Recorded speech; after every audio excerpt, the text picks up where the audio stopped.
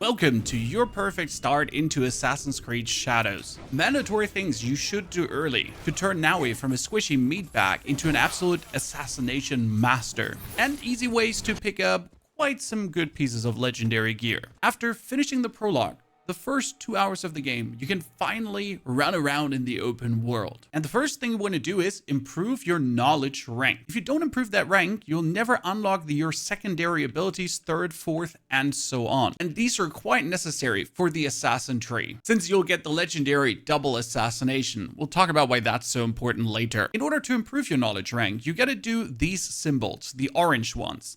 There are different kinds. The easiest one is in the temples. It says, find all lost pages. If you're at the temple's location, you climb to the highest spot possible that you can pretty much find, and then hold your left trigger, turning around looking for these white orbs, because that's where you're going to find the notes. Quickly wrap up all 3 of them. Boom, that's your first knowledge point. Done. Another type of mission is the Kujikiri. You interact with these and have to do your Shadow no Jutsu. That will teleport you in the past, giving you some insight on what happened before, and you'll play through some kind of side quest. Good XP, but quite extensive. For my style, I'd rather go over the map and whenever I meet a temple, interact with it, get myself my knowledge points, and do that every single time I come across a temple. There's tons of them available all around on the map. With a bit of discovery, you bam, instantly have your 10 points. And the most important abilities to get is the smoke bomb in the tool tree, and in the assassin tree, you want to have the door assassination because then you can assassinate people through doors, but also the double assassinate as soon as you have your knowledge rank number 2, and the bonus damage.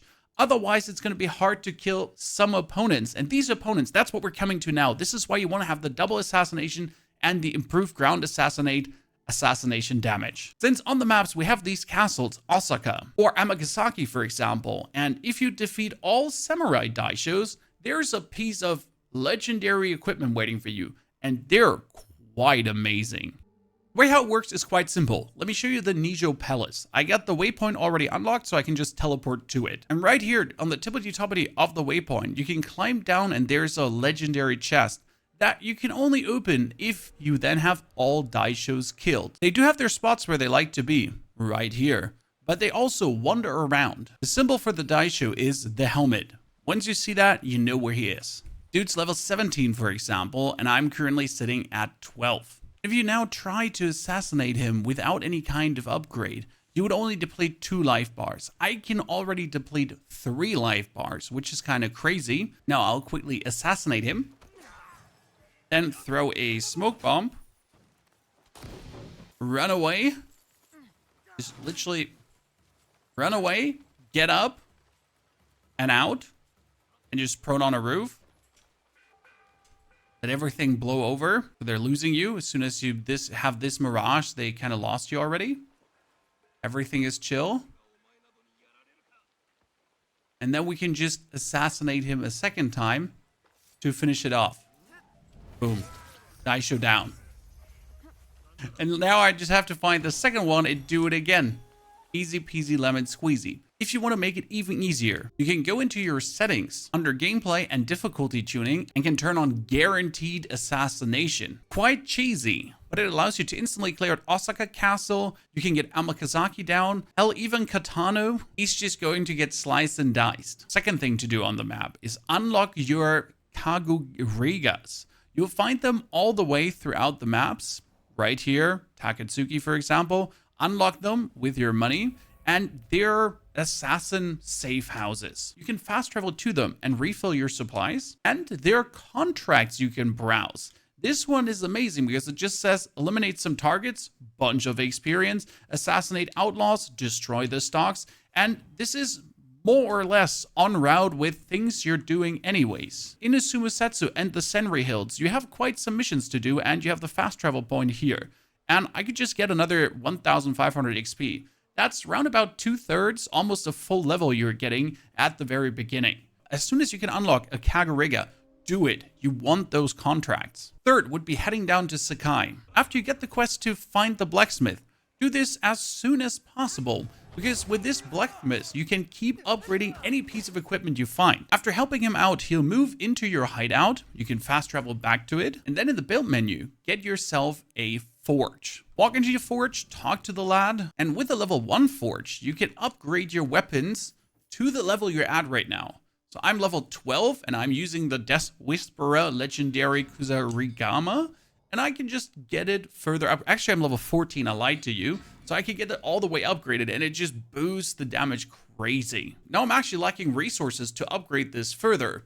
And that's a perfect point because you don't only need resources to keep upgrading your gear, you also need tons of resources to upgrade your existing buildings. For this, we want to do smuggler runs. Make sure that your scouts are available and not used up. And the castles that you have been clearing are a great way to get resources. Let me fast travel there and show you. This is Osaka Castle. We're jumping all the way to the bottom.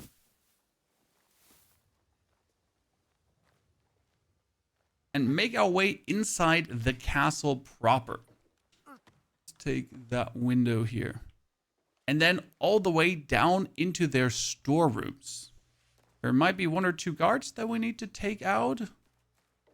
Guess I killed most of them already. Same didn't kill the lady. And here we got goods that can be smuggled. This will cost me 1 scout point. Smuggle.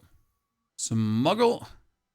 And the final one too. Now you can see my scout points have been used up and they're salvaging currently 540 wood. The main reason you want the upgrade badly is because the first forge can only upgrade to level 20 and the second forge up to 40. And I'm already 14 and I don't have my forge upgraded, so I'll better get this done ASAP. You can not only upgrade gear here, you can also dismantle it. All the weapons that you don't need or want will give you further upgrade materials for your other stuff.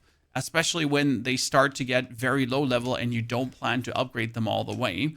It's better to just get the resources out of them. For main quest purpose, do the Vada Koritaka quest soon, because you'll get the Death Whisperer Kusarigama at the end, which is an absolutely incredible weapon. Usually Naoe kind of stings at multiple enemy fighting. With this, you can take a step back and with a heavy attack, just whirl it around and twank all of them. If you keep this leveled up with yourself and especially boost the abilities of the Kusarigama, holy moly, you can jump in, double assassinate now, we can smoke bomb to get our way out or do an instant assassinate, and if there's still tons of opponents standing, we can just whirl it around and twack them silly, controlling the whole battlefield.